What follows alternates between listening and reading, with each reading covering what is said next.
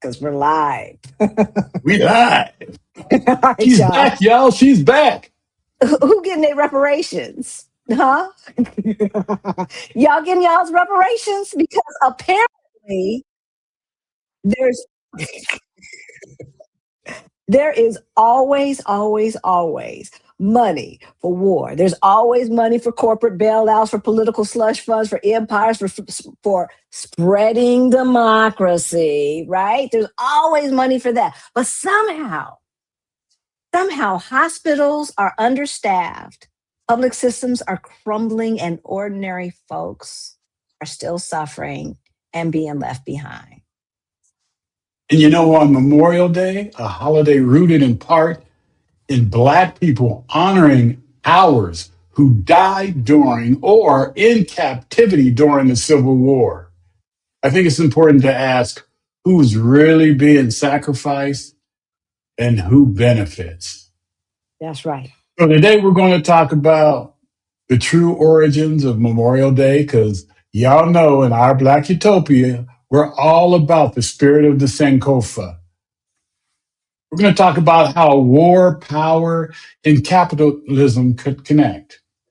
We're going to talk about Halici's experience inside Portugal's public hospital system and the shocking difference after transferring to a private care. What this has taught us about money, freedom, and preparation, and why financial independence is about far more than retirement.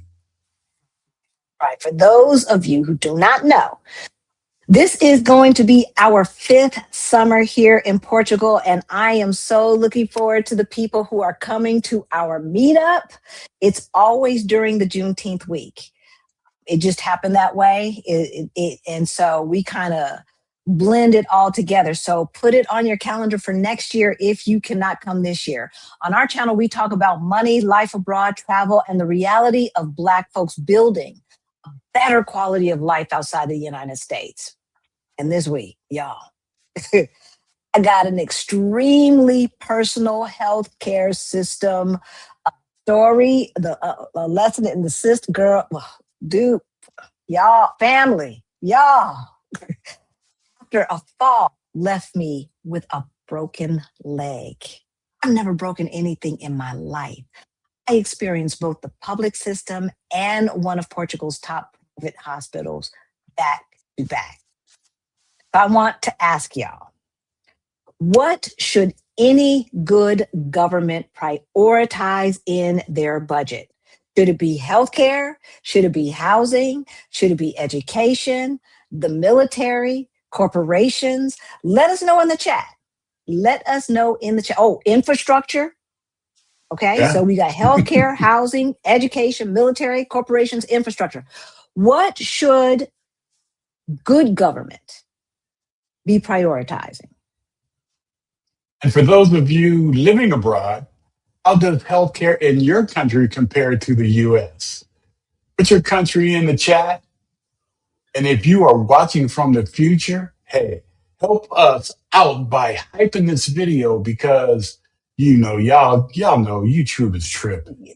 Yeah, YouTube YouTube is still tripping. I do not know, and I'm not the only one who is saying it. So please share this information because some of you might not know. Back in 2018, Rick and I got a wake-up call. We were getting close to retirement age. We looked at our money, y'all. It looked cray-cray. Stupid But crazy. we got our financial act together and we went from negative 22,000 to over 1 million in net worth. Y'all, if we can do it, even maintaining it in these crazy times, you can do it too. Y'all can Okay. do it. You need You can help do with it too. any of that. You got to join us, right? Follow us, subscribe, hit that notification bell twice so that you know every single time that we go live and smash that like button. Get Y'all should have hit that like around button when you came in. Right, get Smash it. around that YouTube algorithm because I don't know what they doing, y'all. I do not Get that know what thumbs they're up. doing. All right, I'm gonna start with my public hospital experience. Okay, I'm gonna start there, And then I'm going to tie that all into, and then we'll say hello to the folks who are in the chat. All right. So if you are just now coming in, let us know that you're coming in, say hello. Let us know what good government should be prioritizing: healthcare, housing, education, military, corporations, or infrastructure. And sit back for story time. Because at Friday in the middle of the night, Rick and I were helping our friends straighten up their apartment after we had another Sangria Friday. And it was like 12:30 at night or so. And I'm coming back into their living room, and there's a threshold between their balcony and their living room that's about this high. It's about 6 inches high. And on the other side of the threshold was a rug, a very, very slippery rug. And I stepped over with stuff in both hands and just slipped. You know, I've never broken anything in my life. So I was like, oh, it's probably just a really, really bad sprain. And so Rick was like, can you lift your leg? I tried to lift it, and part of my leg stayed on the ground.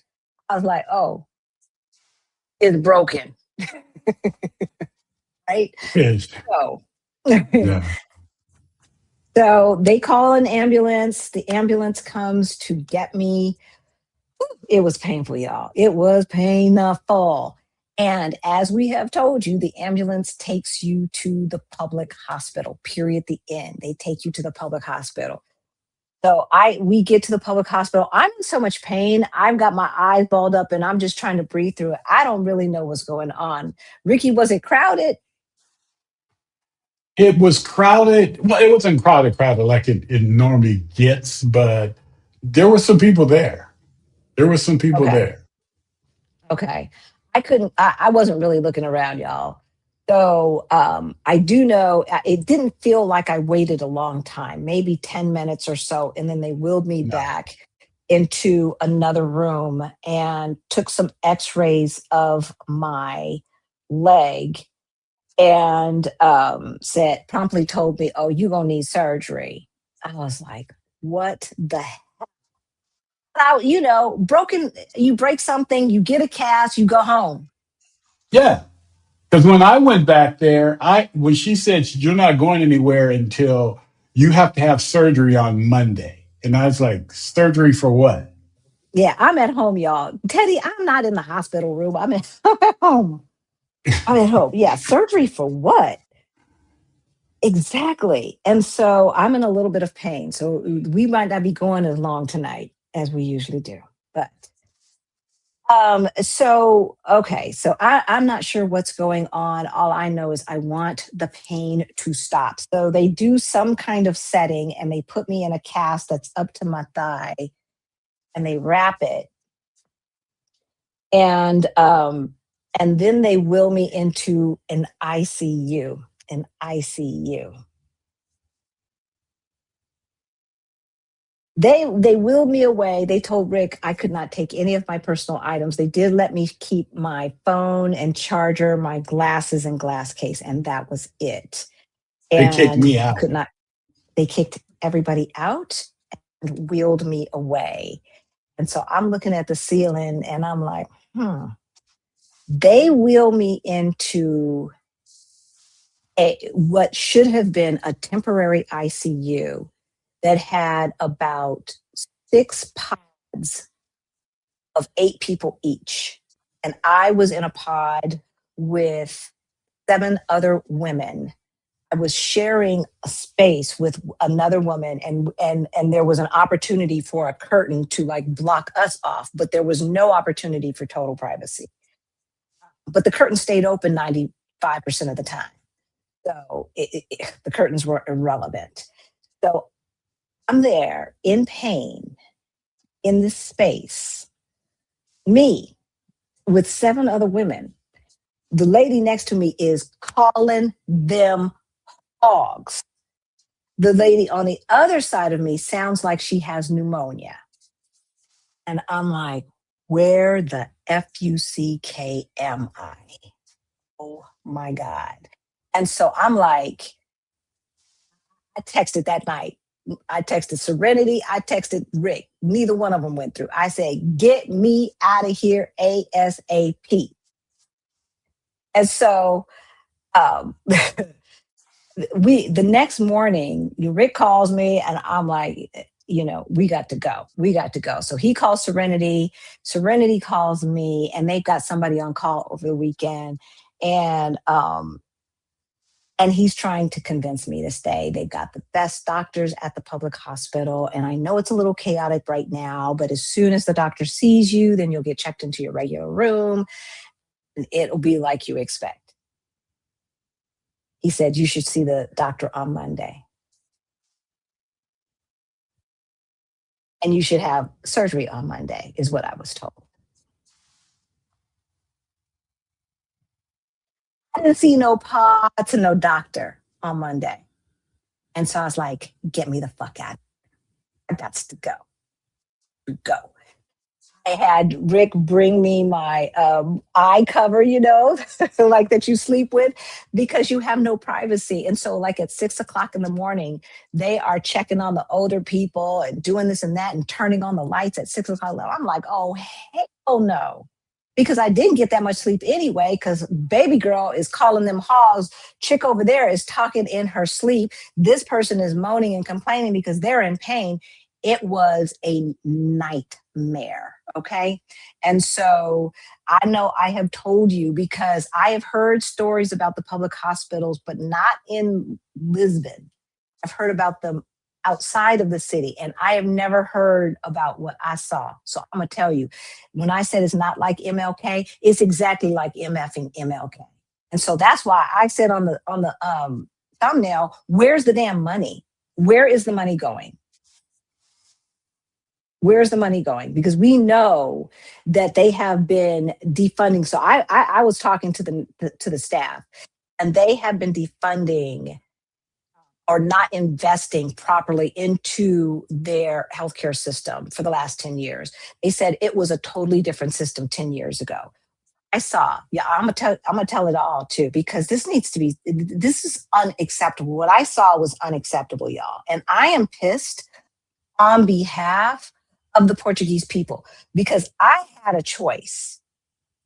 We Americans, every immigrant is not understand now, is not mandated to have private healthcare insurance, but Americans are.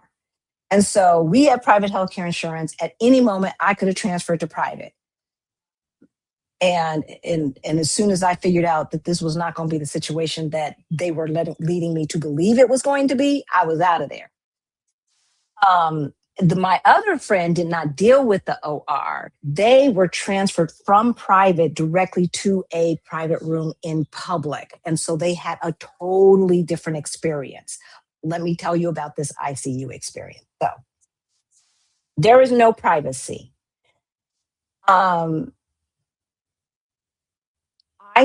I saw was a dereliction in duty.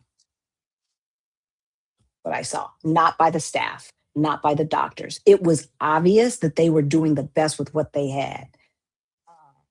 And I didn't get attitude from the staff or anything. They were really trying to be as helpful as possible.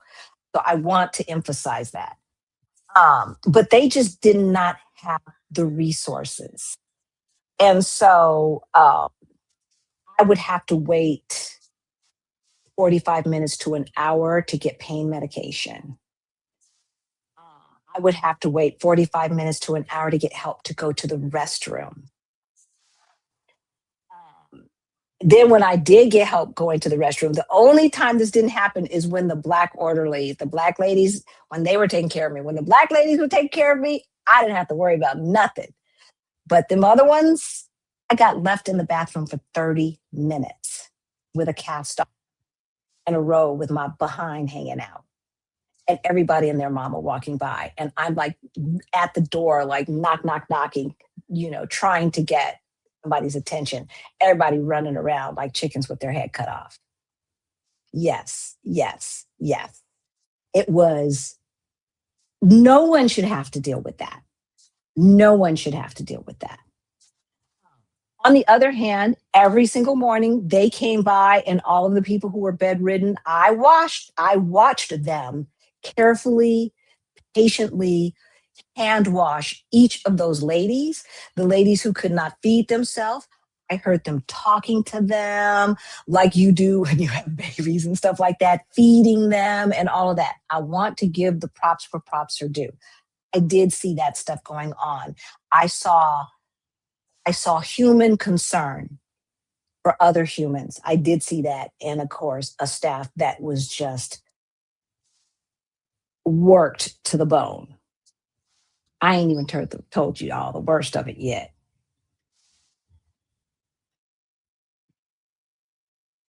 I was getting medicine. Nobody was telling me anything. So I was getting these shots in my belly.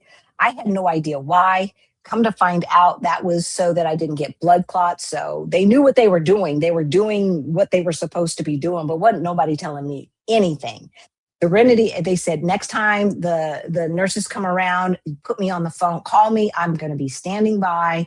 Put me on the phone with them. And so they were on the phone with my nurses often while I was at public. There was feces on the rail of my bed. Not mine.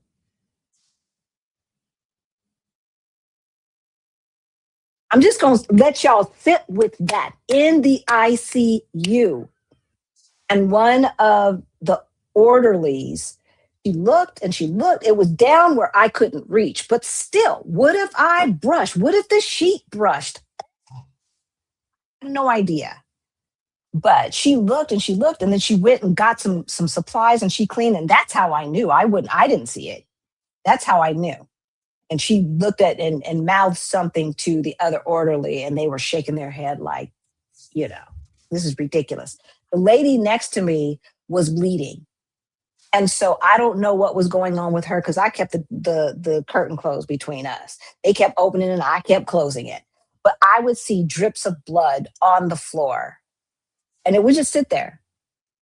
And it's like, she's bleeding. And then an orderly would come and mop it. And then a couple hours later, I see there's blood on the floor again. Here's the worst. So every day they came by, and and they would come by in the morning with breakfast, you know, with a cart, and they had some options, some yogurt, some tea, some this and that. And so we had to eat right there in bed. Now, I'm looking over, the lady across the way has been wheeled out. I don't know if she's gotten a room or if she is back in surgery or what. I have no idea. I look down, see a pile of poop on the floor.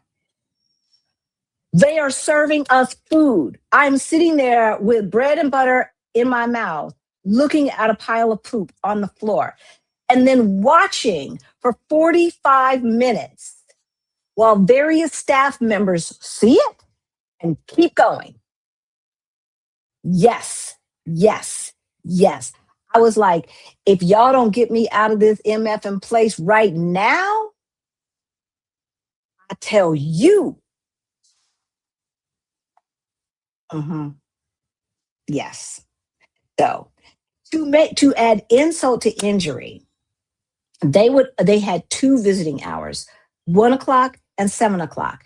They made it seem like you can visit between 1 and 7. No, you get about 15 minutes at 1 o'clock or 15 minutes at 7 o'clock. You get one visitor one time per day, period. Of course, we broke them damn rules, but that's what the rules were. Huh? So now I'm sitting there in this bed at 1 o'clock. A stream of strangers are just walking by, looking at me because no curtains are pulled or anything. Men, women, everybody and their mama. Eh, I never did see a doctor. After the initial doctor who set my leg, I never saw another doctor. I do know that the orthopedic surgeon came into the ring and talked to somebody two, three, four beds down, but they never came back to talk to me. And I'm like, look, I ain't got time for this. I do not have time for this. So again, I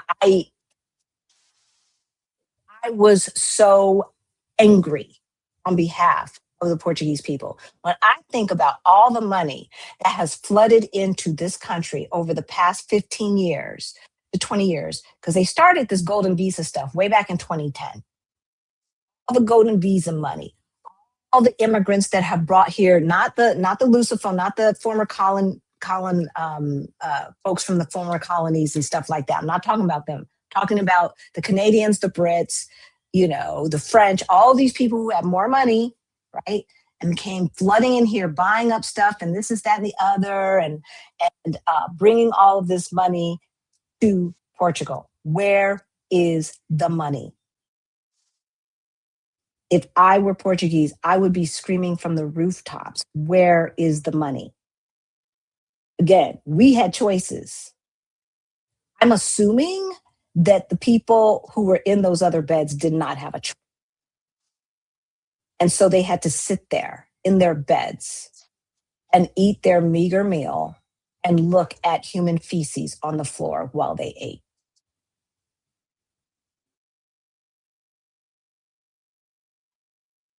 That's the truth. And I was not going to sugarcoat it. I was not going to sugarcoat it. Y'all doing? We're going to take some questions, and then I will tell you about my experience in the private hospital.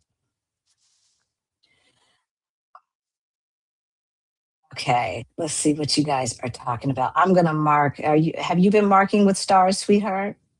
No, I haven't. I was listening to you. Sorry. You've heard the story 100 times. I was You, there. and you were there for most of it, or to see uh, peaks of it. It was crazy, you guys.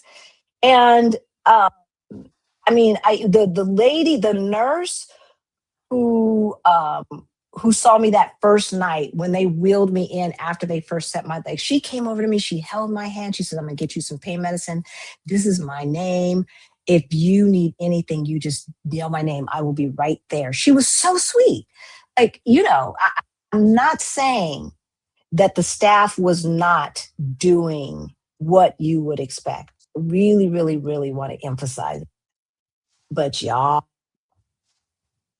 this was some third world looking shit. And the bathroom. So the bathroom that they wheeled me into did not have a toilet seat. Now, see, here in Portugal, at a lot of bathrooms, what they will do, they won't have like the paper that you put over the toilets. A lot of times, what they'll have is like antibacterial stuff. And you're supposed to take, a little bit of the toilet paper, put some of the antibacterial stuff on it, and wipe the seat down. They didn't even have that. So I'm sitting on a toilet seat because I can't squat with a cast. It doesn't have a toilet seat that everybody else and their mama has been using. They did wipe it down for me, but still, it was a quick wipe. It was a quick wipe. The black ladies wiped it down. I don't remember if that other lady wiped it down. Yeah. The shower right there, enough mold to create a cheese farm. No one should have to put up with that. No one, no one, no one, no one. Okay. I'm going to go. So if you are a member of our channel, we thank you. We thank you for all of the support, you guys, that we've been Yes, getting thank you through so much. WhatsApp and everything else. And our members, we get together an hour before we go live. So some, they didn't hear this part of the story. I did tell them some other things, that we went through that, I wouldn't want to say on air. But if you are a member, join us, and then you will get to hear some behind the scenes. We get together an hour before we go live and chitty chat. So, all right, let's see what you guys are talking about. So yeah, I'm on these painkillers, y'all. That's how I am. That is how I am.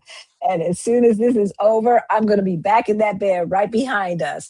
So, yeah, Teddy, no, I am not in the hospital. Yeah, I've been home for a few days now. So, and he definitely will have great private insurance. Yeah. And the thing is private insurance here is affordable compared to what we would have to pay in the United States.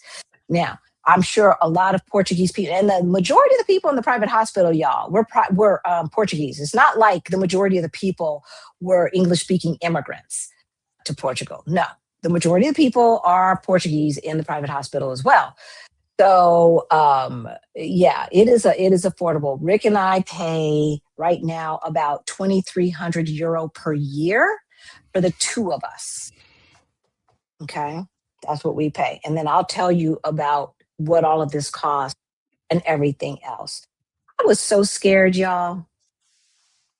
I was so scared. So here's the thing. If you come to Lisbon and you need to go to urgent care emergency room, go to COOF. You can go to COOF or you go to Luz, Luz, like light. That's it. CUF, COOF, or Luz. That's it. Do not go to public. Do not go to public. Just don't. Okay. But you got to Charge remember you. the thing. If you get in an emergency, uh, the ambulance will take you to the They'll take private you to public. hospital. They'll take you to They're public. going You to won't have take a you to public hospitals. yeah, you won't have a choice. But you can get stabilized and then ship right out. They're happy to see you go. They have enough on their hands, believe me when I tell you, Yeah, right? there was a gentleman too when I came to see you, and I was waiting to get back in the back room, and his wife, they were on a cruise ship and had docked in Lisbon, and this had just happened, and a door closed on the cruise ship and hit her, and she fell and broke her hip. And they were on vacation, so they were trying, of course, ambulance brings you to the public hospital. And he was asking me different questions about, well, we were trying to get her to Lutz, which Halisi was just explaining. And I said, that's a good hospital. I said, yeah, get her there. Get her there. So he was trying to wait to see her to talk to her because he hadn't seen her since he had been. The same thing happened to me when I came to you. It's like, oh my God, I think I got to see you the first few days I got to see you twice. That was it. And then they, It was crazy. ran me It out. was It was real crazy. crazy. The underfunding, the staff shortages. Um, I just those nurses, the orderlies, and the doctors who have to integrate the ICU into their routine. God bless them. God bless them. So Valerina says, what was the need for surgery about? So I broke my leg. I shattered both my tibia and fibia, y'all. So I didn't realize it was that bad. See, and that's the other thing. I wasn't getting information. And so it wasn't certain that I was going to have surgery.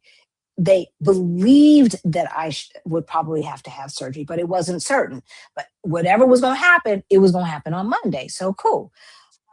But at the end of the day, I was telling our members behind the scenes, yeah, I've got some metal in me now, and so it's going to be a little bit more extensive recovery than I had initially anticipated. Because I'm not an athlete, but I'm athletic, and so I've always been doing something athletic all my life. I've fallen downstairs and gotten right up. So I was like, "What the hell?" Even I've fallen downstairs just relatively recently.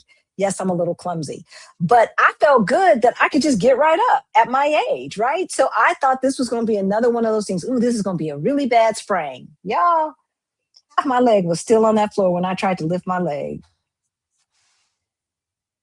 So Chara J asked, you were in ICU. The care was probably worse in the general floor. Um, I I have no idea. I heard that my experience on the general floor would be more in line with my expectations. But see now, after I saw what I saw, the person who was telling me that loses credibility, and so we are going to have a conversation with Serenity to let them know what the current situation is, because this may not have even been the case 3 years ago. I did some research to see all of the legislation that has been bantied around and what they're trying to do. And that's the point, right? They want to corrupt the system so that people will scream for private so that they can give the money to their friends. It's the same playbook no matter where you go. Now, I'm not saying that that's what's happening in Portugal per se, because I haven't done the study, right? I don't know. That's up to the Portuguese people at this point. But I know that usually when they start defunding a system that was working well, according to the Portuguese folks, and start breaking it, the usual play is, yeah, somebody's about to get paid, y'all. Somebody is about to get paid. That's how my cousin's mom experienced public health care in Trinidad recently. It was abysmal. Yes, where are the resources? And if, like, it's kind of like a frog in a boiling pot, because the healthcare workers, they were like, I remember how good it was just as recently as like 2015, 2016. That's too recent for this kind of nonsense. And so it seems pretty purposeful, if you ask me, especially when it's happening at the same time that you're getting all of this influx of outside cash, outside investments, infusions of outside money. And that money is not going to help make the Portuguese people's lives better. What am I paying all these taxes for then? Because that to me was the deal. Like, you get to come live in our beautiful country, and oh, by the way, we're gonna be using your tax dollars to make our lives better. Okay, cool, because my life is better being here, right? But it doesn't seem like that's what's happening, and that's not cool. That is not cool. So, do they practice Black people don't have pain in the public hospital? No, I didn't get that. I didn't get that. I just got overwhelmed, is what I got. Because when they did bring it, they said, okay, now if this doesn't work, we've got two stronger medicines that we can try next. So just let me know. So yeah, no. Yeah, and I'm not sure. they don't just jump up and give you Oxycontin and No. Percocet and all that kind of stuff here. They I just don't. mean, I had to tell my doctor, hey, you got to come with something strong. And they gave he took me care of me. the they gave me the equivalent of acetaminophen. See, I have my phone. So I was looking it up, and I looked it up, and I was like, oh, this is their acetaminophen. Where's the codeine part? Y'all, come on now. My cramps used to play with Tylenol. My cramps would show up on the at the end of the month or whenever, and I'd take some Tylenol, and cramps would say, "Come on, Tylenol, I got you, I got you." So that little acetaminophen they were giving me, I don't care what kind of milligrams it was, that was not going to be enough. Was not going to be enough. So Benita's saying we definitely need to get private. You don't have a choice. Anyone who wants to immigrate to Portugal from the United States must have private health care insurance for the duration of their green card. Okay? Once you get on permanent, I don't know what the rules are, but as long as you are a temporary resident, that I do know, you have to maintain private health insurance. And let's just say I experienced the system that they had 10 years ago. I did not come here to be a burden on their system.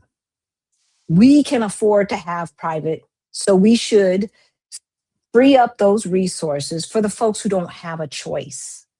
That's how I look at it. It's a nice backstop. It's nice to know that I walked out of that hospital without paying a dime, you know? So there's that, because had it been MLK, I still would have owed money. I still would have owed money. Right? Did they manage your pain while you were there? Public hospital? Not well.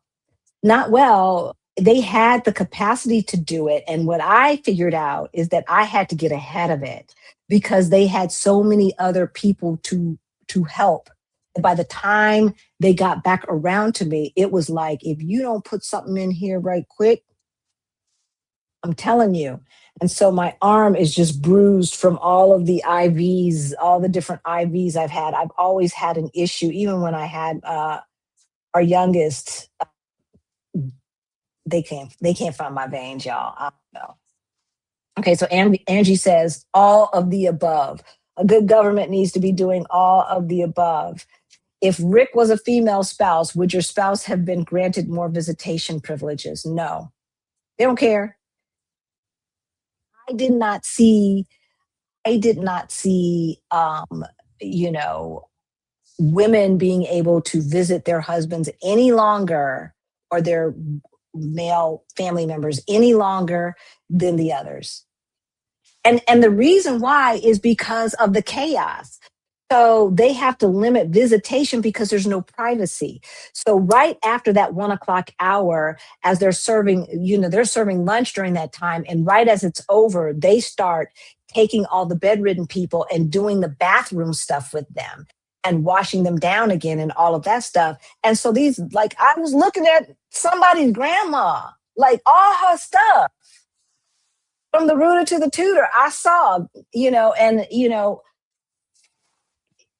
it reminded me of when I had to take care of my dad. And, I thank God that I had that experience because I had a lot more patience and compassion for the folks who were around me than I might have had otherwise, and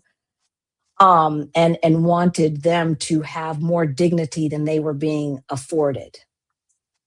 You know what I'm saying? So that's why they had to limit the visitation, because there was no privacy and they had to start doing the stuff that if he is visiting me, you wouldn't have been happy if they were washing your mama and he's right there. Right. And so, yeah, it wasn't just to be buttholes. It's just that it was just too crazy. Look. So 2 days was all I could take. And I had to get the heck up out of there. Once I saw the poop in the bed rail, it would have been Uber straight to the private hospital. It it almost happened that way. It almost happened that does. John says, "Good to see you getting over the soccer injury." Oh, Missy, his horse is mine. I love it. Okay, John. Yeah, the orderlies were the cleaning crew. But it was there were so many people and things were going on.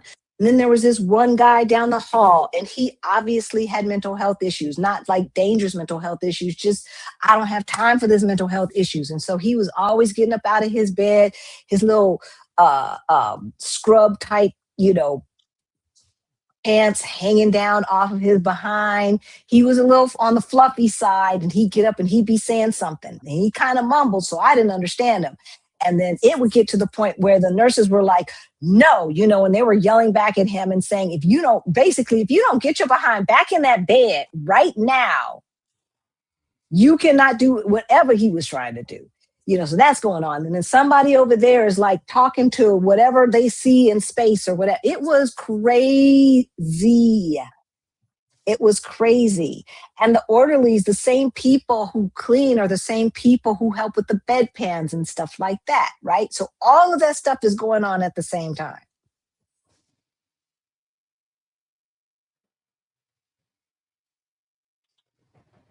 So you did a good job, Rick, holding it down. Thank you. Thank you. Wanda says, I've never heard of a more disgusting experience in a hospital, nor have I. I'm sorry that you had that experience, that nightmare. Do you have to go back there for a follow? Oh, hell no. I ain't going back there. They cannot make me. They cannot make me go back there. 2 days. And that was it. And so I had surgery Wednesday. I had surgery on Wednesday. And so I will tell you guys about that experience in a minute. I'm just going to make sure. Okay, so Angie's saying over 400 hospitals have closed. I don't know, Angie, if you're talking about in America or here.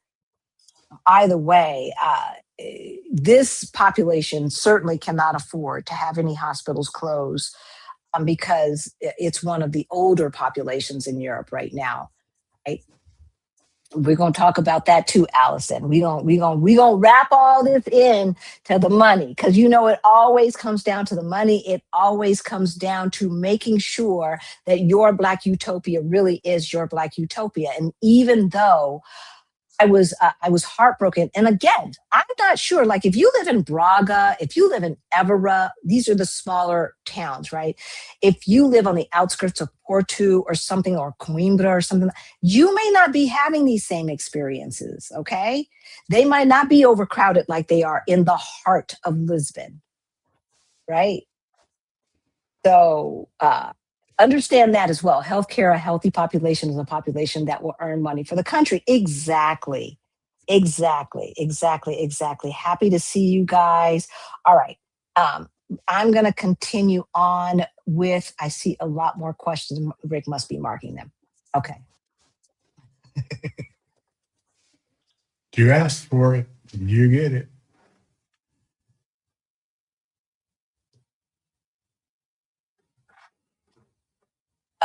And this is a good question. So I'm going to come back to that. What adjustments are y'all planning to make to your plans as far as aging abroad?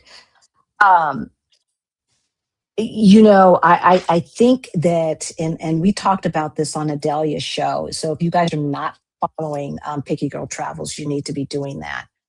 Um, we talked about this on her show as well.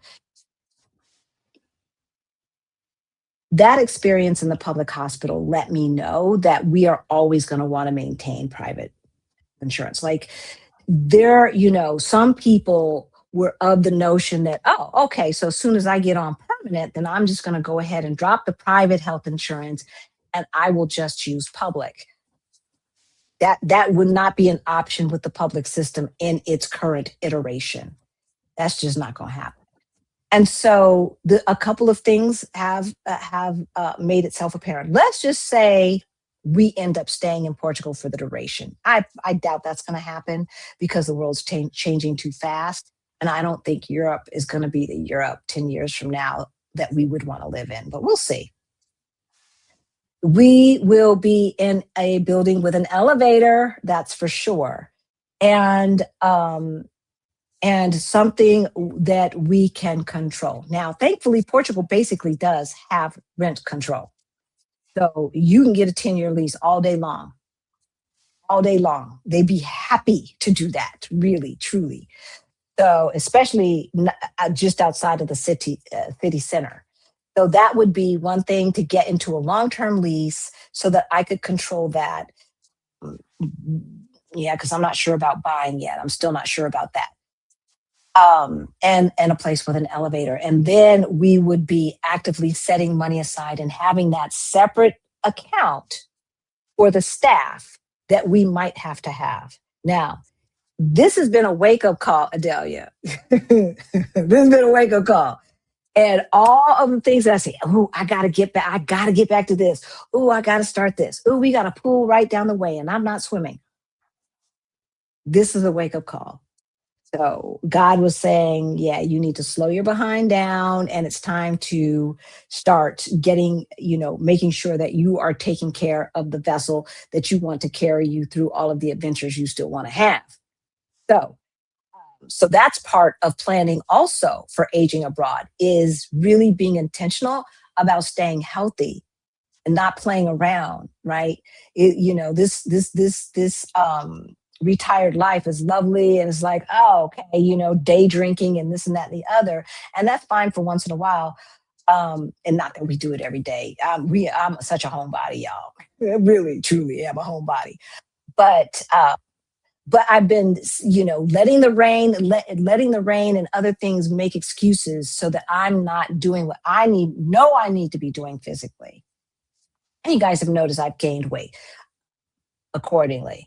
So that's part of the aging process, or planning to age abroad.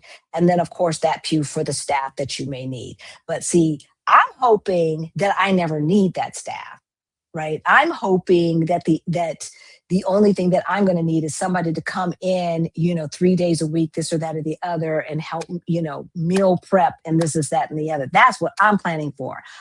But I'm planning for the worst, and hoping for the best. Planning for the worst and hoping for the best. And you guys, we have got to be intentional. We walk around in America overly optimistic. We're overly optimistic, and we don't plan, and we don't want to talk about it. I cannot tell you, Ricky, let them know. How many couples do we talk to where one of the spouses, usually the man, does not want to talk about their finances? Oh, many, many. Yeah. Right? And my dad was one Yeah. of them. My dad was one of them. And so, we don't have that luxury in this world. With these two, Yeah. as long as they let these oligarchs keep doing their inhumane stuff, because these people are not human, they have a mental illness and they're running roughshod over the globe. So, as long as that continues, we do not have the luxury of not being purposeful about planning for aging abroad.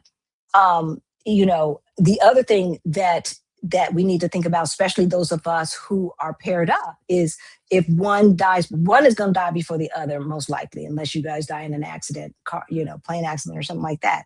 What is the plan then?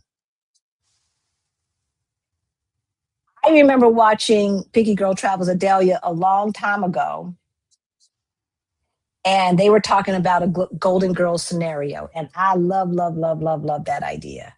So, one of the reasons why we have these meetups is to build your international family. I don't know that we're going to be here in Portugal. We may be in Uruguay, we may be on the continent. I don't know. I don't know.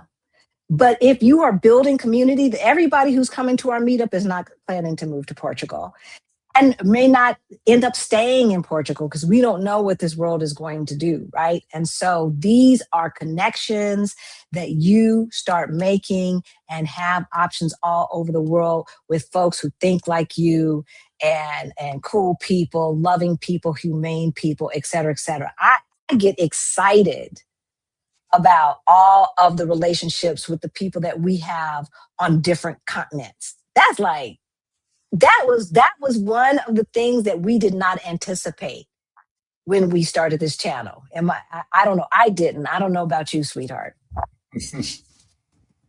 All right. I did not anticipate this. Okay, let me tell you. So my nephew, I didn't get to see my nephew but a couple of days outside of the hospital. You guys got to spend some time with him on Thursday. I fell the day before my nephew came. Oh, so they come to get me because they're like, you, Auntie, Rick's like, wife, you getting the hell up out of here. I said, yeah, you got to get me the hell up out of here. We're talking to Serenity. We're figuring it out. And it's like, do we want to take an ambulance or do we want to take an Uber? It's quicker just to take an Uber. All right. So she talks to the nurse and says, get her discharge paperwork going. She is going to transfer to private. Ricky, how long did it take for them to find a wheelchair to wheel me out? Because they didn't have crutches. How long did it take? So, yeah, it took forever to do that. And we ended up not actually getting a wheelchair. We got that chair that they help people to take them, down the hall to the restroom or something. Or, and my nephew now, he can be on the crazy side sometimes. He was saying, you know what, let's just wheel her out this bed and take it out there to the thing and put her in the Uber. I was like, yeah, I ain't trying to go to jail. Who gonna stop us? Who gonna check me, boo? Who gonna check me, boo? We waited for over 30 minutes to get some kind of chair to wheel me out. to the street so I could catch the Uber. All right. So we order an extra large. And extra large here ain't like extra large in the States because we got these little bitty streets, right? So we get in. He's trying to take it easy on these cobblestone streets. I'm trying to hold my leg so that it's not doing all of this in the car. And we're making our way literally to the other, to the other side of town because the hospital that I was in is called São Jose or St. Joseph's. And it is in Martim Moniz, which is in the heart of downtown, just 2 blocks from the heart of the tourist area, which also there's a lot of homeless population down there and stuff as well, right? And now I'm going all the way to Expo to the rich side of town. There's coofs everywhere, but that's the one that they're sending me to. And and we decide to go to because we did have But that was one choices at this point. suggestion because my doctor was there too. So Right, that's where Rick had his knee surgery. And so Rick's texting his doctor and giving him the information. Meanwhile, they're actually burning a CD of my X-rays for us. Yeah, burning a CD. So we leave the hospital with a CD of my X-rays, the discharge papers. Get in the Uber. We make it to Koof. We get there. We take a number and we actually find a wheel. My nephew goes in there, gets a wheelchair very easily, comes to the Uber, gets me out. I'm still having to hold my leg because they don't have the kind of wheelchair that will hold up a big cast like that. We get in, take a number, probably waited no more than 30 minutes, and we get called back. Tell her the information and show her that we've got this DVD, CD, whatever. And she said her computer doesn't have a CD drive. So she's trying to see if she can access it and this and that and the other. And so we tell her what the deal is and they start the check-in process. In the meantime, in between time, they take me back and they do blood tests and one other test. And we go back out there and wait. And she comes back out and says, okay, we've got a price for you.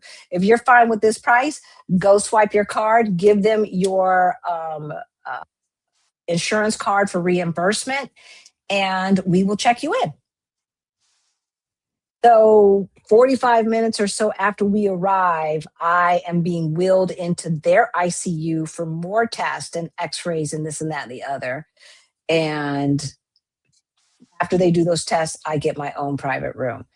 But that was the check-in process. I had, before I even, within an hour and a half of arriving, I had an EKG, a CT scan, an x-ray, blood work.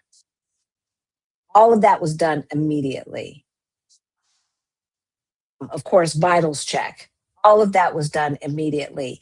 Their ICU, yes, there was somebody next to me, but they had the kind of curtain that came all the way around me.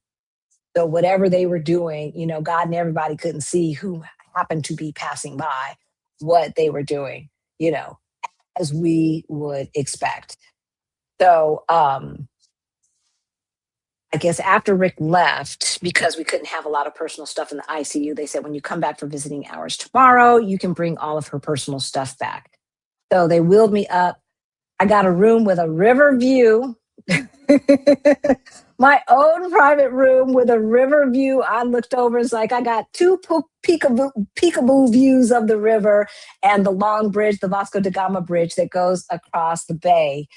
And my room actually was bigger than the private room that Rick got. Right, sweetheart? yeah. And so as soon as they wheeled me up, it was bigger, right?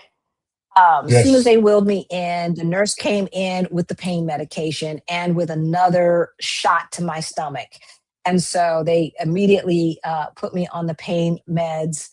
And but what I forgot, while we were still in the check-in process, Rick's surgeon doctor, who did surgery on his knee, came over to see about us. Okay, came all the way over to the check-in area and said, look, I'm going to be at a conference. Feel free to text me if you have any questions, even while I'm at the conference. I've asked Dr. Patricia to handle this surgery. She is one of our best with lower leg and ankles. So, so Dr. Patricia already knew, and so the next day she came to see me. I think it was the next day she came to see me, and it was really late at night because she was doing surgeries up in Sintra.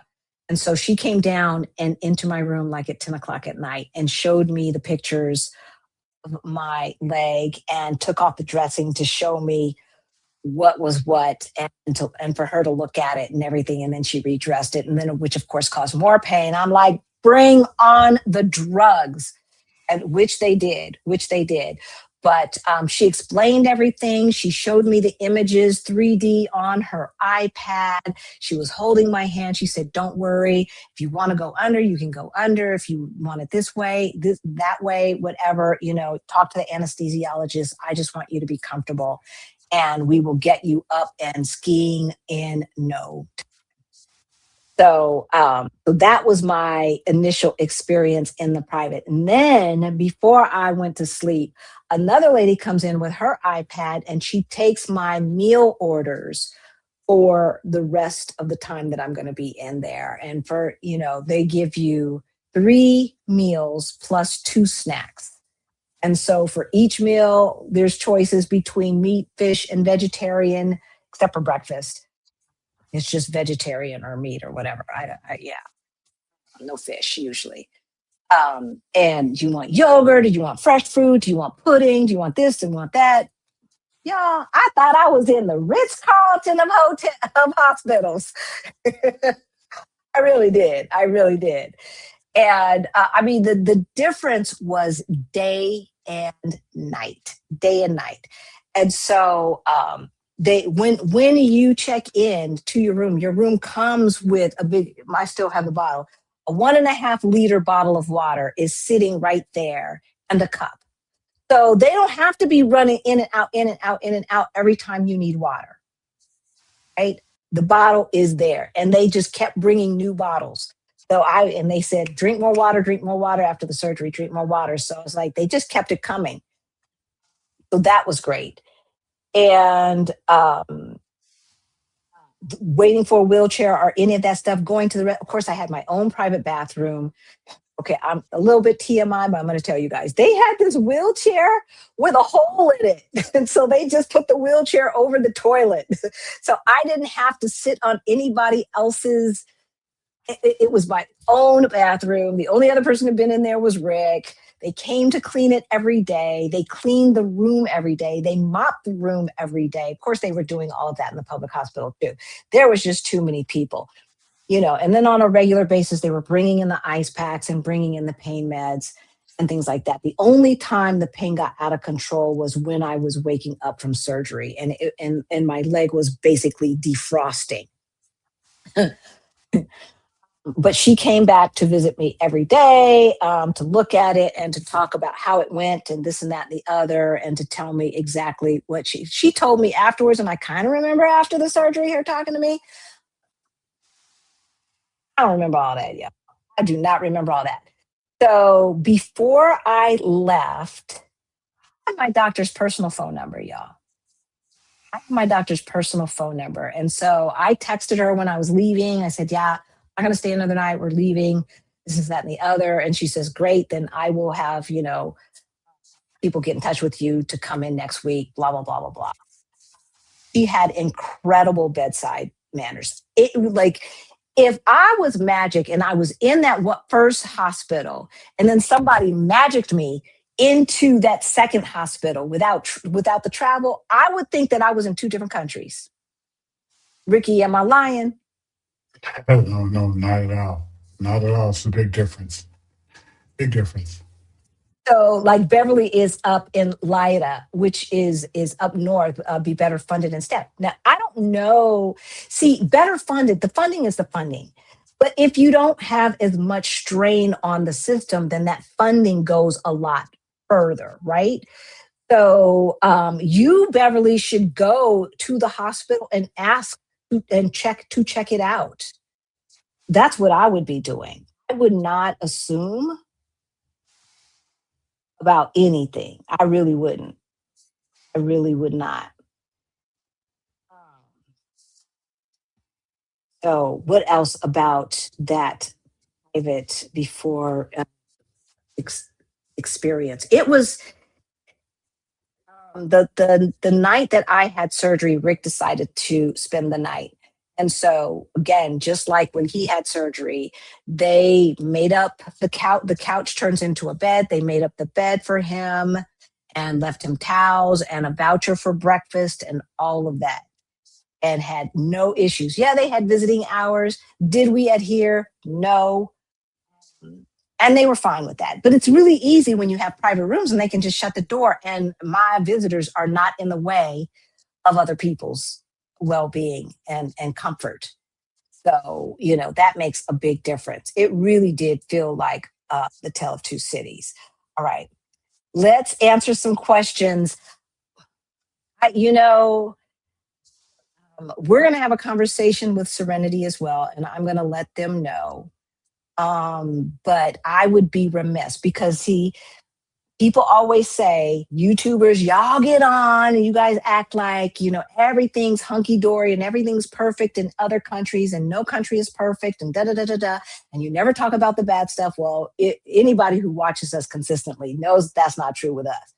But like, if I got on here and did not tell you what I saw, right? There is no way that I could do that. There is no way. So, Cinnamon Kiss asks, what is the cost of private health insurance over there in Portugal? So it depends, right? Like it depends on how old you are, if you have pre-existing conditions, what kind of health insurance you want, what level you think you need. So Rick and I got the most coverage we could get. So the Cadillac plans or whatever you want to call it. And so for the two of us, we are paying about 2,300 euro per year. And I haven't even talked about what the cost is, y'all. What all of this cost me, because I was in the hospital Monday night. I was in a private hospital Monday night, Tuesday night, Wednesday night, Thursday night, 4 nights, 4 nights of meals, right? Of drugs, whatever they were giving me, all the medicine, all the care, all the vital checks, the, blood sugar checks, all the.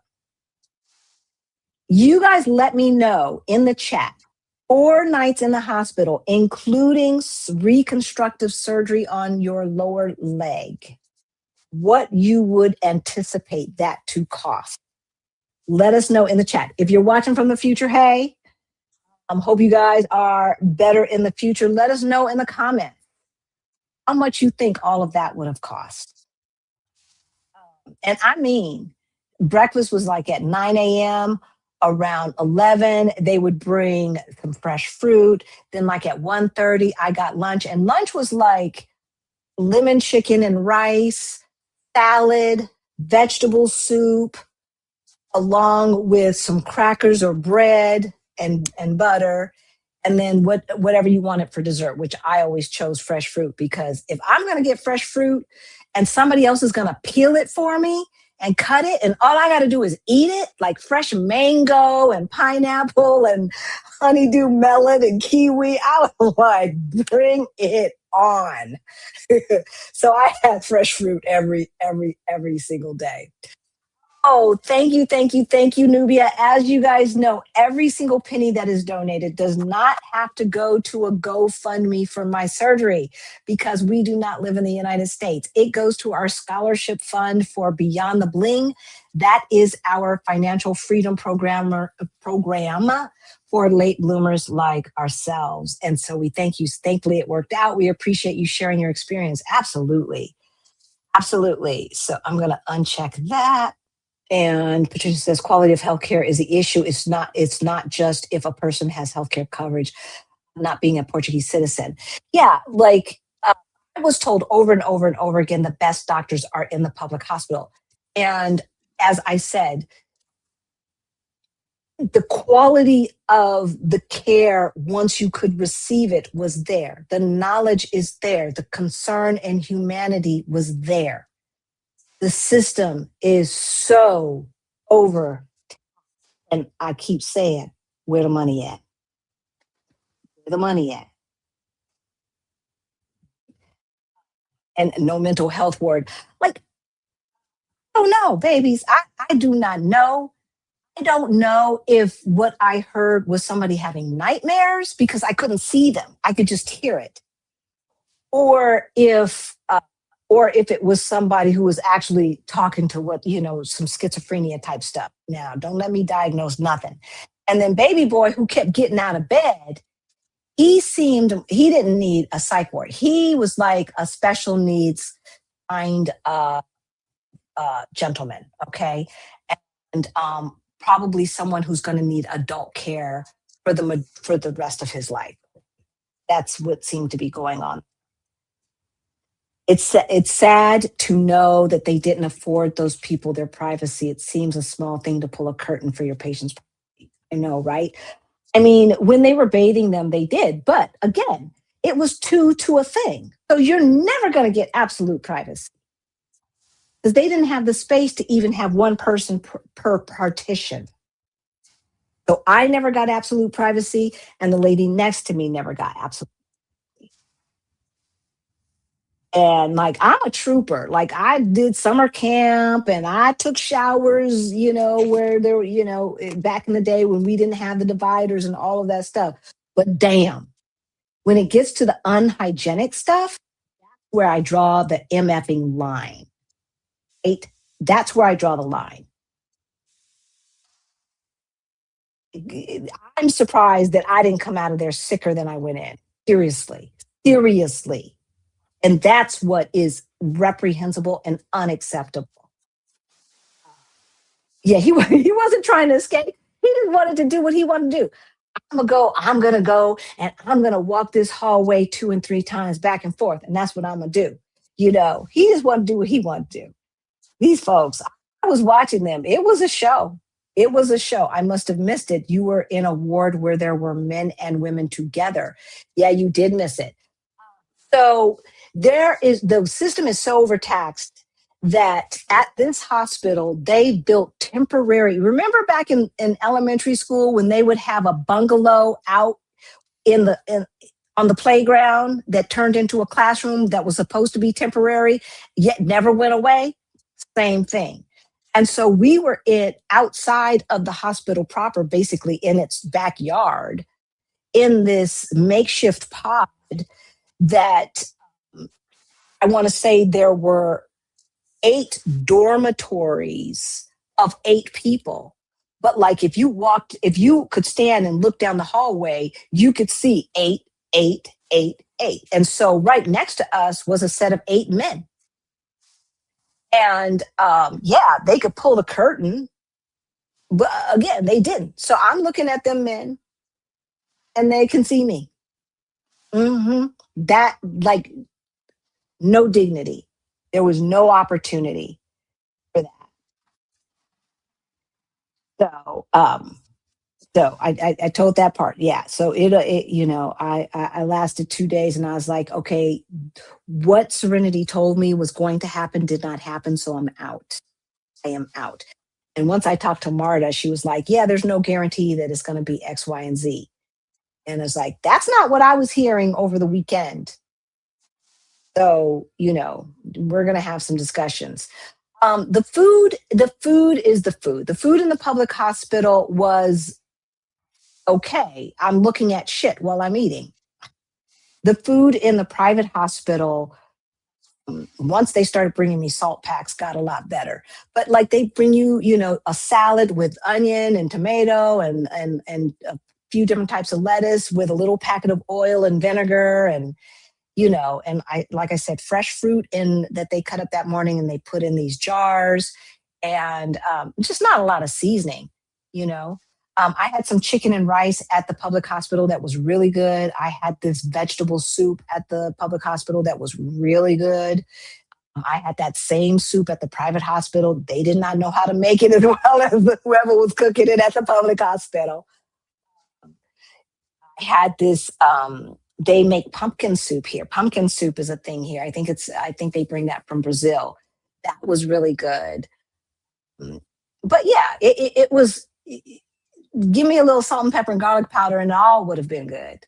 But it was all fresh and it was brought to me on ceramic plates and bowls and with covers, like you get in the hotel, like, like we're adults here, right? So yeah, whole different experience.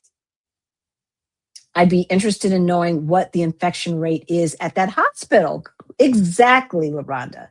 That like I was literally the the lady on the right side and the lady on the left side. Both of them had some kind of respiratory thing going on. Now I ain't no doctor, but I know what that like cracky breathing sounds like.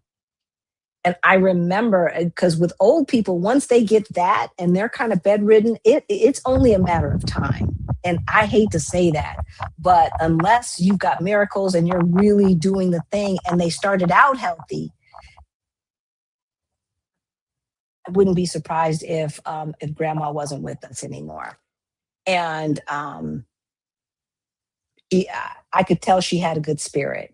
I can tell the ladies who were feeding her and how she was responding, and she just smile and things like that. I again, I have to thank God that I had the opportunity to be a caregiver because it really does give you patience and let you know what you have to plan for your own future, what is possible for your own future, which a lot of people don't want to face, even though they've dealt with it with and seen it with their grandparents and this and that. And then they get to a certain point where they need help and they're not prepared. Okay. Make sure that your parents are prepared and make sure that you are preparing. So yes, oh, I'm sorry, sweetheart. Put that one back up. Whatever you just put up. Okay. Oh, thank you, Angie. Angie. She beat me to it. I was planning to send. Great to have you back, Super Chat. Oh, thank you. Thank you. You guys know all of this money goes to our scholarship fund. I lost a week. Rick's been trying to hold it down. I don't know how behind we are with scholarship emails. I know we've been trying to keep up with all of the meetup stuff. Excuse me, since the meetup starts in about 20 days. We are caught up behind. We are caught up on scholarship emails. I sent one out today, so we're Okay, good. see, We're caught up. thank you, sweetheart. So let me put this one up. It's scary to think that you must go to the public hospital if you are transported by the ambulance. It's sad that you had that experience and witnessed the failure in their system. I'm glad I witnessed the failure of their system because now I know. And when people come here, it seems like every single meetup, someone knows someone who had some kind of accident or, comes down with something and wants urgent care and they ask us. And now I can know what to tell them. I know where to tell them not to go and I know where to tell them to go to. So I'm glad that I saw it. If they do allow us to become citizens and keep and grandfather us into these 5 years, if somebody sues and makes them change their mind on that, I'm going to be voting for the Portuguese people, right? I'm going to be voting for them to do what they need to do so that they have a healthcare system that they deserve. Because what they have right now in Lisbon proper anyway, because that's all I've experienced, is not acceptable and seems to me could be a health hazard. What I saw was a health hazard waiting to happen. That's for doggone sure.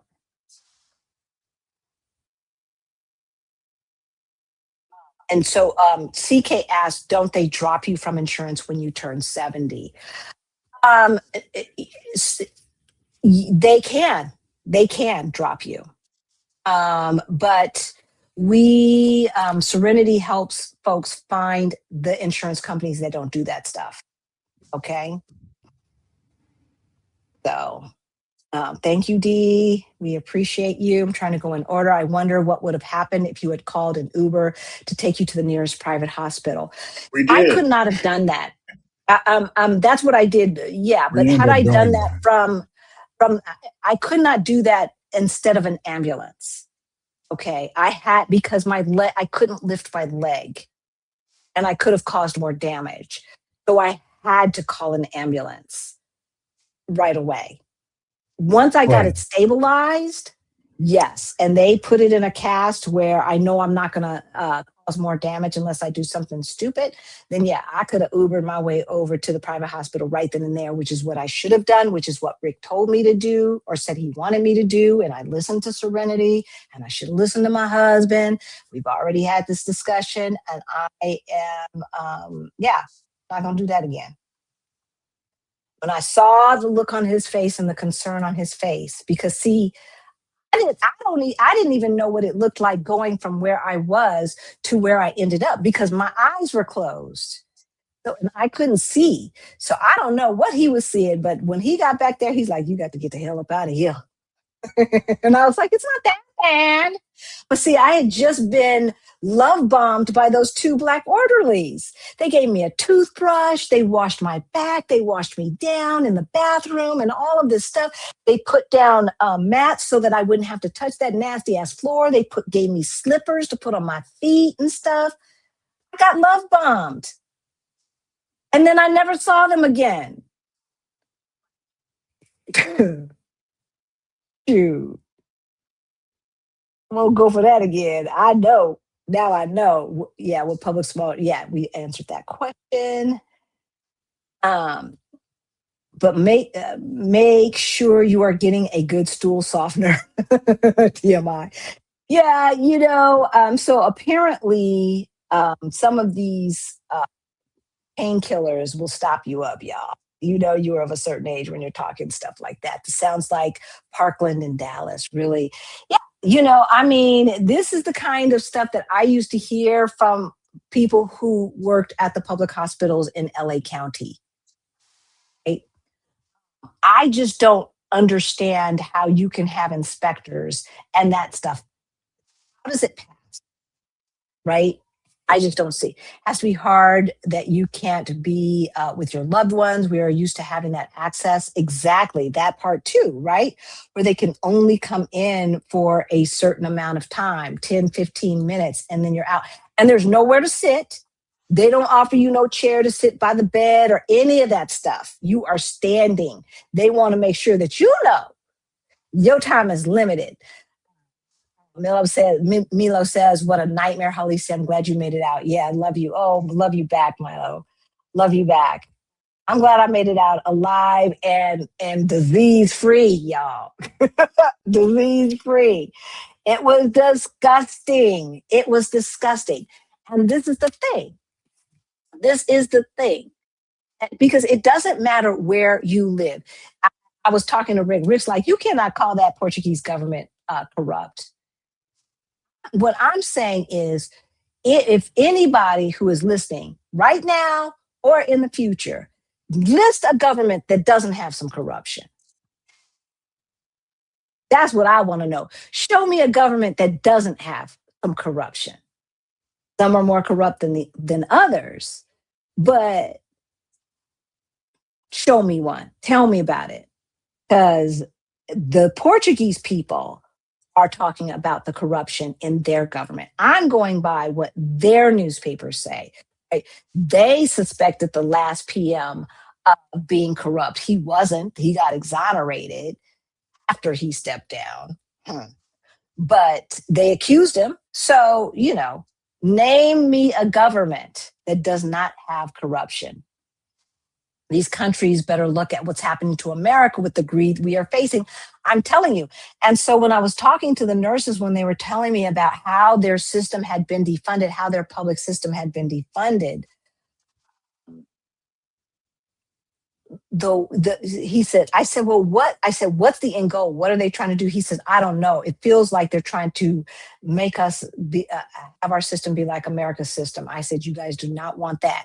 You do not want that. Y'all, it was so bad in the public ICU. Rick had to bring me a pillow from home. They did not have pillows. That night nurse who showed me that care and concern went and found a clean sheet, wrapped it up, and put it underneath my head. That's what I had to sleep on. So sorry you had that experience. Hey, Yakota, but grateful for you sharing and warning us. Yeah, yeah. Avoid it at all costs. So avoid it at all. I'm grateful for my retiree medical, and we'll get IMGen as well. Yeah, yeah. So I'm gonna tell you how much all of this costs. Again, 4 days, 4 nights in the hospital, 3 full meals, plus 2 snacks, and all the attendants and the medications and the drugs and the this and the that they've got to give you while you are in. How much do you think we were charged? Now, as I said, that's not sugar coated. Before they wheeled me in to do those final tests and for me to check into my own room, Rick had to swipe the credit card. Okay. Rick had to swipe the credit card. When we came to Lisbon for our first meetup 2 years ago, I had to go to the ER for a potential allergic reaction and ended up at COOF. And the experience was amazing. Yep. Clean, efficient, great service. COOF is amazing. It is what we expect. Now, there's a numbering system and you got to know which buttons to push and how to go to English on their little things so that you can pull the right number and wait for your number to come up. But other than that, it is what we expect. Cleanliness, hygienically, with the equipment that they have at their availability, all of the things that we expect are there. And so, yeah, Bonita, you're so sweet, honey. But if you look back at them old videos, you can see the weight gain. All right, you can see the weight gain. And yeah, I know they're called pain meds, but it's more fun to call them drugs. And that's what I told my doctor. She's such a sweetheart. She's so young. She's young enough to be my daughter. And so I said, as she was rolling me down, I said, only thing I can say is have the drugs on standby right after you sew me up. And she started laughing. So yep, have your will redone, all of that stuff. Yes, you need to have your will. If you're moving to Portugal, you're going to have all of that stuff redone here in Portugal, because especially if you're going to buy some property or something, because it's not going your American stuff is not going to necessarily be recognized here. Okay.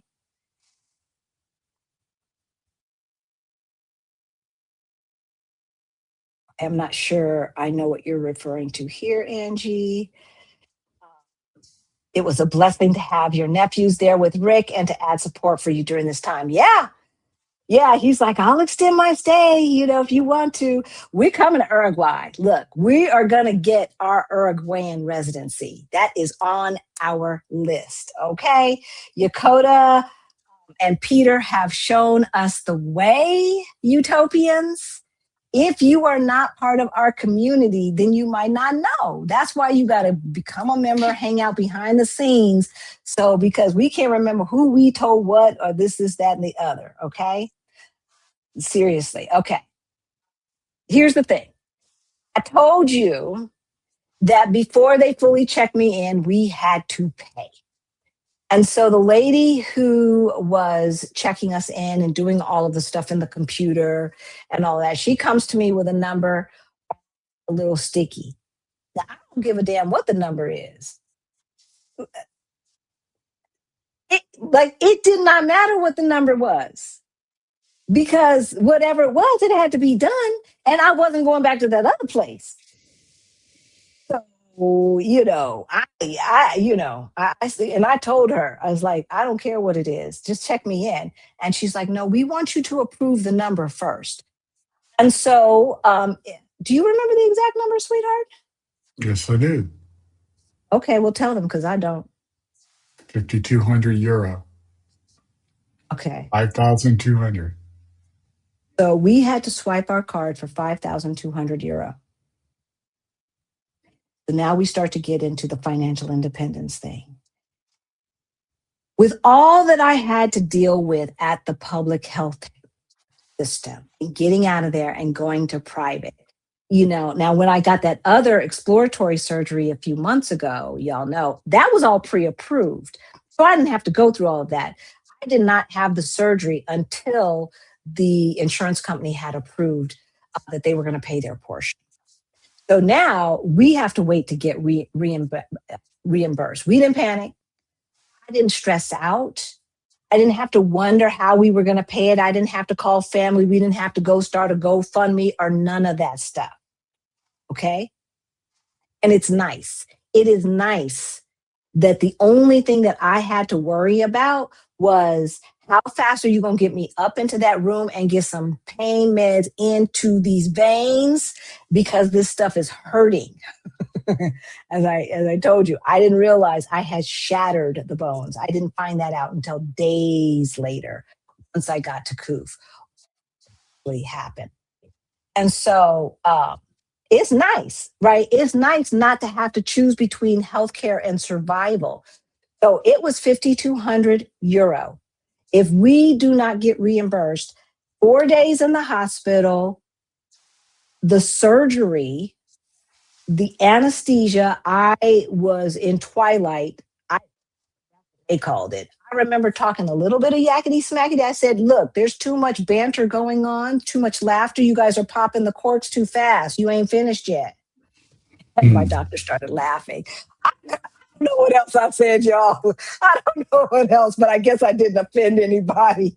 I said, I'm an athlete and I need you guys to concentrate. They started laughing at me. When they get that silly juice on you, you might say anything. And then they gave me an epidural. So I don't know what was happening below my waist. I have absolutely no idea. I know I felt it about 5 or 6 hours later, but at the time I didn't. And so for all of that, because I remember when one of my good friends who's no longer with us, when they just figured out that she was going to have a C-section or something like that, and she was like, okay, fine, then I want an epidural. They would not do anything until her husband rushed down to the bursar's office and wrote a check. You never know where the bills are going to come from when you have to be in the hospital for 4 or 5 days. Let me go down to the bottom. Are people putting their guesses in there on how much? Because that's what I like. What did you guys guess? I'm thinking 30, 40, $50,000 in the US, right? 5,200 euro. Rick believes, based upon the reimbursement that we got for his knee surgery, that at the end of the day, we will be out of pocket for that part of it because I'm going to have to go to physical therapy as well, at about the tune of about 5 to 600 euro. Now, what you believe, Ricky? Yeah, I'd say anywhere from five, not quite over 1,000 euro. Because Right. my So this is surgery is double what you went through cost. exactly. So that's what we're thinking, right? And We'll they let gave you me know. some. Yeah, we'll Yeah, let we'll you let them know. We'll know. keep you guys posted. We'll let the members know first. We'll put a post and let the members know first.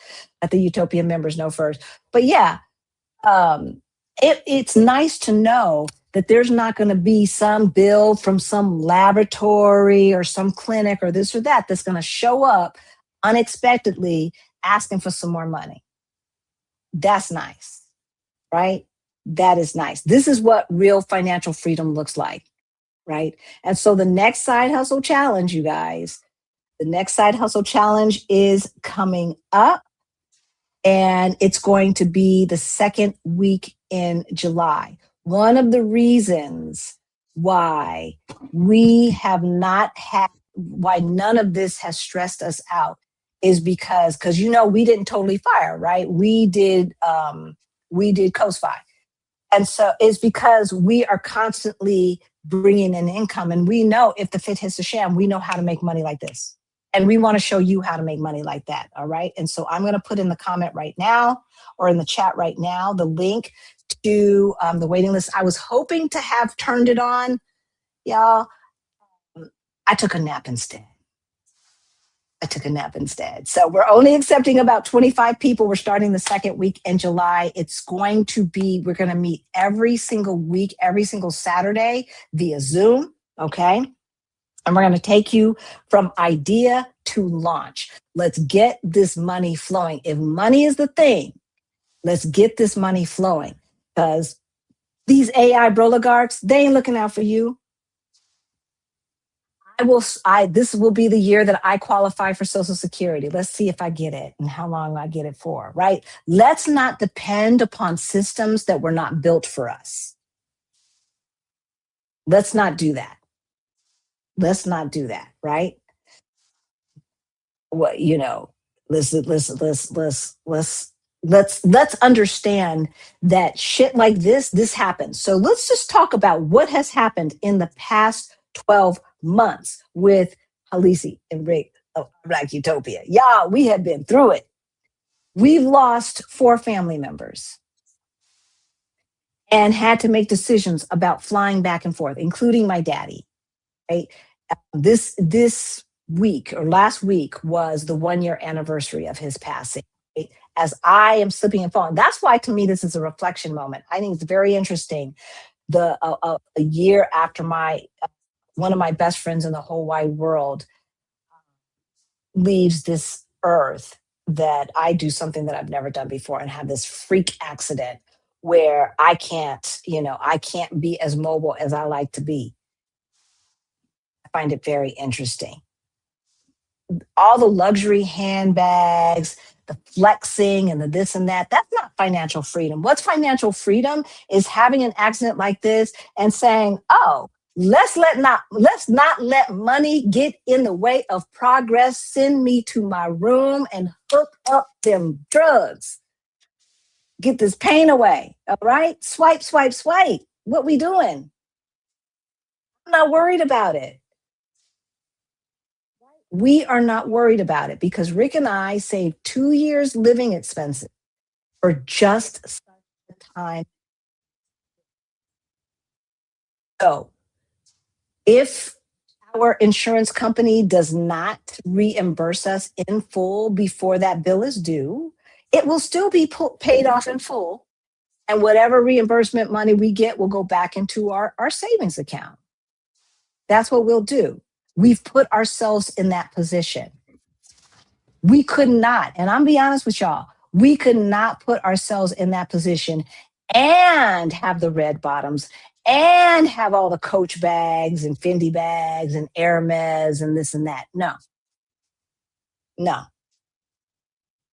We have to pick and choose, right? We can afford anything, but not everything, as Paul. Right? So, all right, let's wrap this up, you guys, with the questions. Can the Serenity folks present to us in June? Sure. I'm sure they wouldn't mind. So everyone who is coming to the meetup, we are having a confirmed ticket holders private meeting next Sunday. Yeah, next Sunday, because that's the cutoff. I can't sell any tickets past that day because they need to turn in their numbers. So that's the last day of ticket sales, or the 30th is. So we have one more week if anybody wants to try to get in on it. And then we're going to have a private Zoom where we're going to go over logistics and things like that. And so at that time, we can talk amongst ourselves and see when in the schedule might be a good time for them to come and talk with me.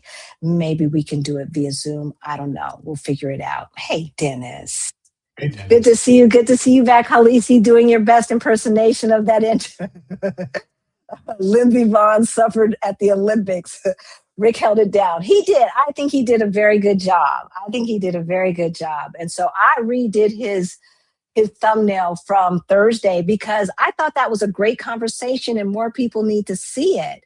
Again, for those of you who are tuning in late, 100% of our donations goes to our scholarship fund for Beyond the Bling. That is our financial freedom program for late bloomers. Everything that we figured out to go from negative 22,000 in net worth to over 1 million in net worth is in that program, and it comes with monthly group coaching. All right. Angie believes that 4 days and this surgery with this cast, I showed the behind the scenes people at cast. I'm not going to pick up the computer and show y'all. I'm not going to show y'all. But anyway, and I can't lift up my leg. Although she had me exercising. I told y'all she had me exercising. When she came in that next morning, she's like, okay, let's do some leg lifts, right? Let's do some knee bends and da-da-da-da-da. Oh, she wasn't playing. And so Angie believes it would have cost the 4 nights in the hospital with the orthopedic surgery. She believes would have cost over $100,000, y'all. It cost us $5,200 without insurance. And so we're waiting. We've got to give our insurance company more information. I'm going to have Serenity help me fill out the paperwork tomorrow for our insurance company so that we don't go back and forth, back and forth, back and forth like we did before. And every time I get them involved, it goes lickety split. So I will have them help me with that. And Rick and I will let you know what the reimbursement is from that. So from 5,200 to, we'll let you know what that final number is. So we try to tell the truth, y'all. We try to tell the truth because we do not want to be accused of sugarcoating. By the way, Rick did an amazing job holding down the show. Look at all that love you getting, Ricky. Ricky I'm Ticky, loving it. Thank you. Thank you all. Appreciate it. you and Action VJ. Everybody show Action VJ and Greta, our volunteers, Yeah. some love, holding it down. We appreciate it. Can we get hospital tours while we're there in June? I'm not doing no hospital tours, but like, I don't know. We can, let's talk to Serenity about that, right? Like, Koof, again, everything that you would expect. It is pristine. It is everything that you would expect.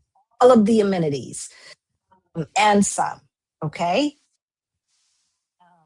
So Andrea is saying Coimbra is the only city that has enough doctors for its population. And it's probably because they have that teaching hospital up there. Right. And so, we tell people who have health issues that require, regular monitoring, et cetera, et cetera. I refuse to say that they're chronic. I refuse to say that they have to live with them for the rest of their lives because I don't believe in that. Only God knows that.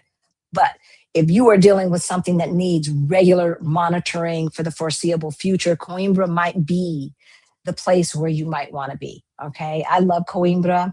I'm hoping that we would be there today, but God had other plans. So somebody's saying, "What's up, Rick?" All right. As a healthcare professional caseworker in New York City with all of the Medicaid, Medicare, health insurance cuts all over, to hear what you went through in the hospital there. Yeah. Yeah. I mean, unfortunately, are we really that surprised? I was on the fence about getting private insurance. When I travel, hearing this ordeal has definitely made up my mind. Okay, you guys, do not be on the fence. Okay, we are adults, babies. Okay, we are adults. We do not travel without travel health insurance. Did you hear Ricardo tell you how this lady was stepping up, deboarding her cruise ship, and the cruise line did something negligent, and she fell and broke her hip? Now, I would expect that the cruise line at the end of the day is going to take care of it. But in the meantime, in between time, we are adults. We do not travel outside of the country without travel health insurance, okay? This is what we don't do. Seriously. No joke. I used to do that when I was a kid, when I was young. It was, When you live forever, right. nothing happens to me. I was just happy. I was just happy to be able to afford the flight, right? I can bounce back. I'll be okay. Yeah. No, so, that's a bad so decision. right, AJ, euro to USD changes every day. Okay, so 5,200 euros may be something like $6,500, something like that. But you know, you got to Google it. It goes up and down. Melon Felon does something stupid, the value of the dollar goes down. Melon Felon keeps his mouth shut. They got him hid up, you know, somewhere trying to pretend like they're building, not building a bunker or whatever the hell they're doing over there, you know, and he doesn't get in people's way, then the value of the dollar goes up. It's such a joke. It's such a joke. But yeah, right? Even without insurance, we want you to be in the position to be able to swipe that credit card and pay it off at the end of the month.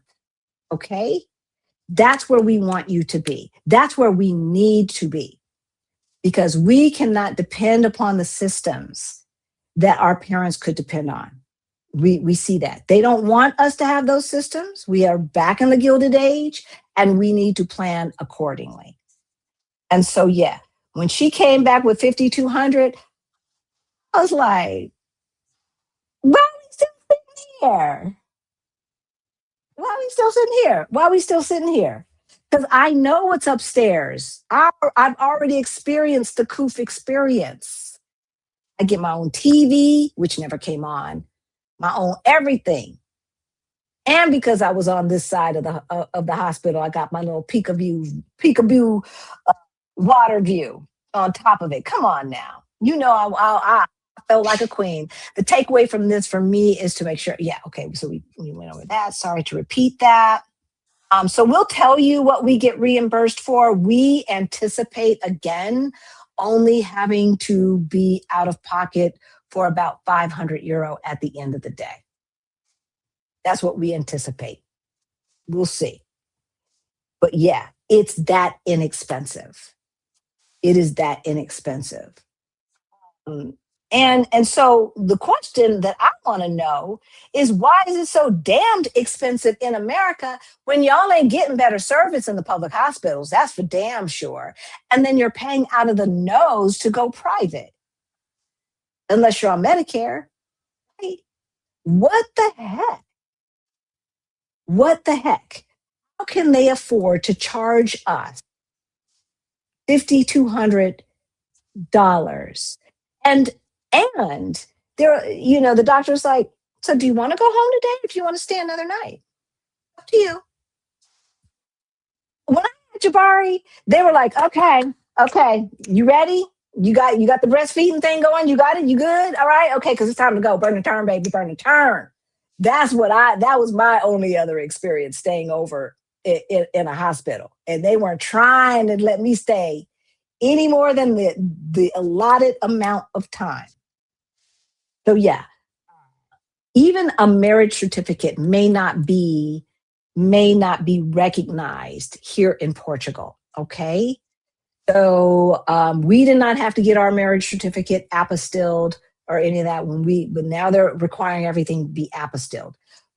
Maybe that helps. I do not know, but one of the attorneys that we deal with, she actually texted me when I was in the hospital. She wants to meet with us, so I will see what she's talking about. Maybe I'll bring her in to talk to our community as well, to talk about some of these kind of in the weed things, comes to trust and all of that. Yeah, yeah, he's Ricky Ticky, and my daughter's Ricky Ticky too. So so Anita, baby, it's going to be next Sunday, 12 p.m. Eastern time. Next Sunday for the people who are coming to the meetup, 12 p.m. Eastern time.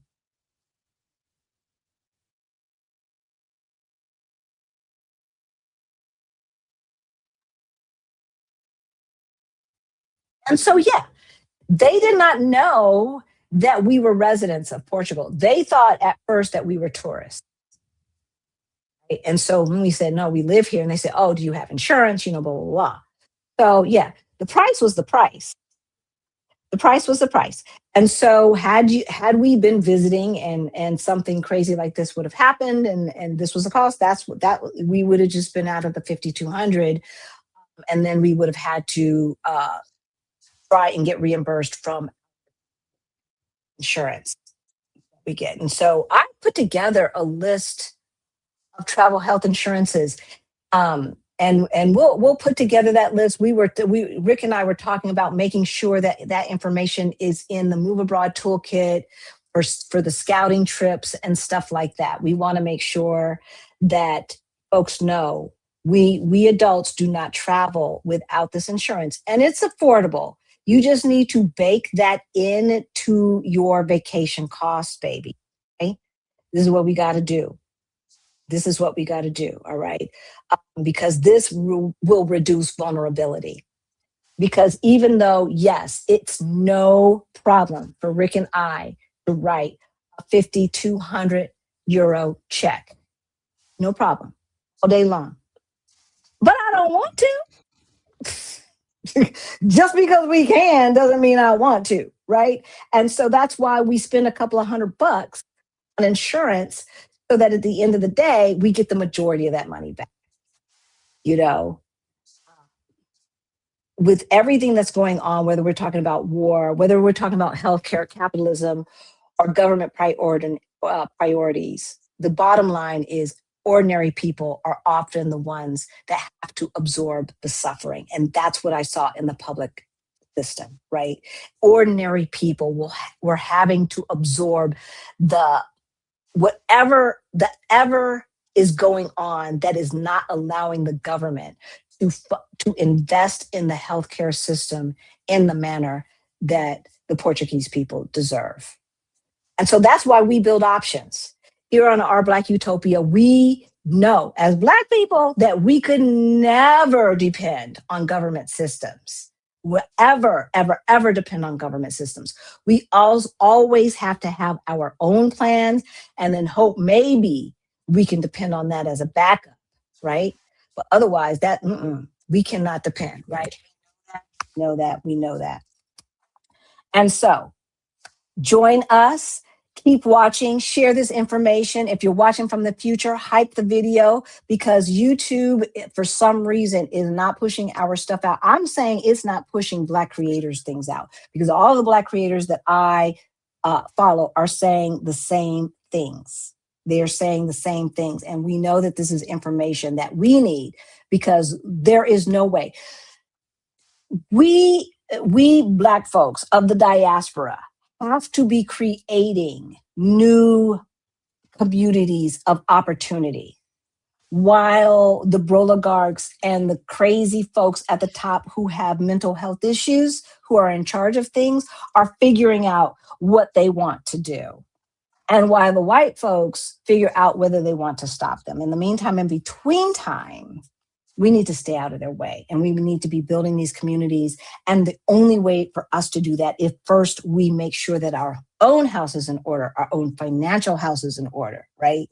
And so that's where we come in. We can't help you with this, the spiritual necessarily, or the psychiatry necessarily. We can help you there, but we can help you with your money. We can help you figure out how to get out of debt. We can help you figure out what kind of side hustle would not make you not want to wake up in the morning, right? Not will make you say, oh, I got to get up and do that stuff again. No, One of the joys of our lives is hanging out with y'all. This is our fun, right? If all we were doing was just travel, I think I would get a little bored. It's fun to travel and think about, okay, what do the utopians want to see? What would they want us to show them? You guys are always on our minds. You guys are family. You're always on our minds. I want to thank you for all of the people who reached out about this leg. And let's let this. I am counting this as a turning point, a reflection point, and it's time to slow down and to recalibrate. And when we do this, it doesn't always have to be January 1st when we do these things. God lets us know that it's time to recalibrate. And I think that things are changing in a way that we're going to have to, Black folks are going to have to move a little differently. Okay. So as we figure that out, we're going to let you know, because you know how we operate. Each one, reach one, teach one around here. That's what we do. Right.